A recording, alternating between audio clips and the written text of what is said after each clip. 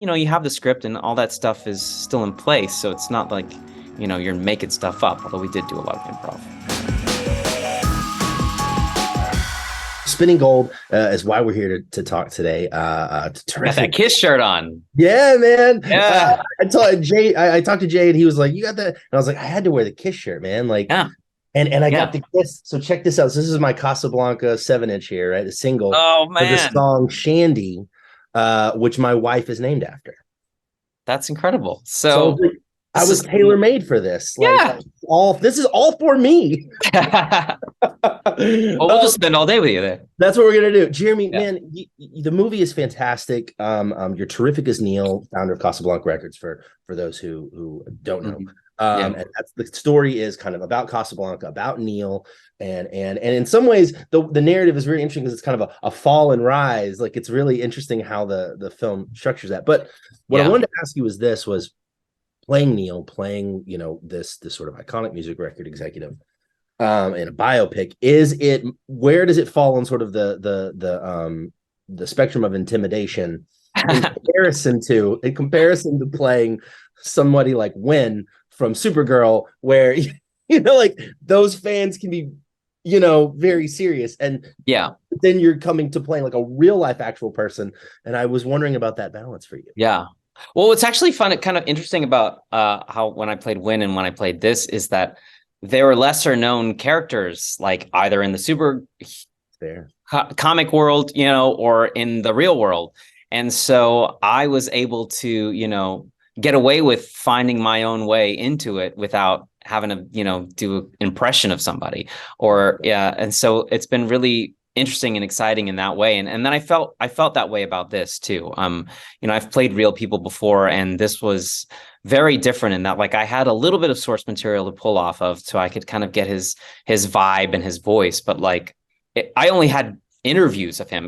When you're given an interview, it's like you're a heightened version of yourself. That's true. I've tried to be better at it. I'm trying to like be normal, but I'm in my happy mode. You don't see me, when I'm sulking or all that stuff. So it's a lot of that. I had to sort of imagine, and he died when his son Tim, the director, was just a kid. So I was really lucky and fortunate in that he allowed me to sort of find my own way into this character, and he really encouraged that. And I never felt like I was being judged or sort of being like, that's, he wouldn't do that. He kind of like just let me play, and so I felt like I was creating a new character at the same time. But you have the script and all that stuff is still in place, so it's not like you're making stuff up. Although we did do a lot of improv. See, there's one of the things I noticed about the film and that I really, really like about it that stands out from other biopics is it is honest about its embellishment. It is honest about, yes, some of this is dramatic and dramatized on purpose. Yeah, that don't make any less real. I mean, the story is being told from a very strange perspective. It's being told from the perspective of a guy that's no longer here. Yeah. And he's like giving an interview from the afterlife, essentially, and, giving his greatest hits, the more you tell a story, the more it's gonna, especially when you're a showman, which Neil was, it's going to get more and more embellished each time. And that's what's kind of fun, is that we jump right off the bat by telling an outlandish version of a story that clearly didn't happen in that way. And then just like shrug it off because it's more fun to do it. Like, it is more fun. The whole movie is fun. And just a great watch. Jeremy, thank you so much for your time today. I really, really appreciate it. Spinning Gold, what a terrific biopic, a film about Casablanca Records, Neil Bogart, all of that. And you play the incomparable Donna Summer. I'm just curious, when sort of preparing for the role and sort of seeking kind of how you were going to play Donna, were there any specific things that you rewatched over and over again? Any interviews or any performances that you kind of would go back to as far as helping you sort of capture, her performance? Absolutely. I noticed that when I looked up interviews of her, because I was like, okay, well, what was the backstory? Like, how do you become Donna Summer? And, and looking at her interviews and seeing the way that she carried herself. I was watching as many interviews as I could, and there wasn't a lot, by the way. Like, there's not a lot of interviews of her, which is random, actually. I was surprised. And then I went to some of the earlier performances. I wanted to see, the evolution of, a lot of people when they watch Donna perform, they would be like, okay, well, she's a little bit awkward sometimes and this little thing. And that wasn't something that growing up in the 90s, I didn't know that people would thought that about her performance style, for instance. And so looking at what was people's perception of it, but also what was her own perception of, like, how did she go from being a church going girl to singing Love to Love You Baby? How did she, why did she talk the way that she talked? Because she was from Boston, but the accent wasn't as heavy. So how does that happen? Oh, her mother was a teacher. Oh, okay. So there's all of these different things that I was able to just really become a student on in a very different way than just being a fan of music, which also was another heavy portion. But starting at the beginning really, really helped me a lot. Well, I want to tell you, it's so funny. I actually, when I was younger, had the privilege of being in Donna Summer's presence on multiple occasions. She was friends with some friends of our family. And so I was able to like spend Christmas with her a couple of different times. And it was very, very fascinating because the film does a really great job of capturing how Donna Summer was very much a character that LaDonna was sort of living, and she was just like that. She was very sweet and very quiet and kind, and you did like I was watching and I was like, that's exactly how I remember her. Oh my gosh, thank you. So that's an honor, because that's what you want, and of course, everybody has this perception of Donna Summer, but then there's no backstory to, you're seeing this character, but we have to remember in this film that we're not seeing her on stage the majority of the time. Right. We're seeing a very personal side of her, and that means a lot to me. Yeah, no, yeah, of course. I immediately texted my dad after I watched it, and I was like, "You are not going to believe this." I was so thrilled, and so we had a really good conversation about it. And yeah, I felt like you did just a phenomenal job. That's just me personally, but yeah, the movie is amazing. Your performance as Donna is phenomenal. Tayla, thank you so much for taking time to chat today. It really means a lot to me. I appreciate you. Spinning Gold, man, what a killer biopic. And I like the shirt. I like the Thank shirt. you. Yeah, I had to bust out the Kiss shirt, right? You have to. And got the Casablanca Records 7-inch right here. Okay, so check this out. This is legit. So my wife is named Shandy after the Kiss song Shandy. Okay, her dad found this and sent it to us. So I was like, I got to put that up in the background. I always ask. I'm like, what was she created? Was she created to Shandy? Was she created to it? Right. I don't know that we know the answer to that question, but it's out there now. So, but you play Cecil Holmes, who worked alongside Neil Bogart creating Casablanca Records, and if I'm not mistaken, I could be. Please correct me if I'm wrong. This is the first time that you've like portrayed a real life person on camera in a biopic project. Is that right? Absolutely. Isn't that's so crazy? So crazy, right? I just thought about that. I'm like, wow, yeah.